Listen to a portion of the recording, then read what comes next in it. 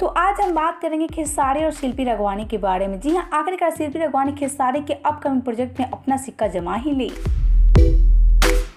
जी हाँ, खेसारी साथ आ रहा है शिल्पी रघवानी की एक जबरदस्त रोमांटिक फिल्म। तो वीडियो में आगे बढ़े उससे पहले वीडियो को लाइक कर ले, चैनल को सब्सक्राइब कर ले, वीडियो देखने के बाद इसे शेयर जरूर करें। और हाँ, अगर आप सब भी हमारे चैनल को सब्सक्राइब नहीं किए हैं तो जल्दी से सब्सक्राइब कर ले। तो चलिए वीडियो में आगे बढ़कर आपसे बताते हैं कौन सी फिल्म से डेब्यू कर रही है शिल्पी रघवानी।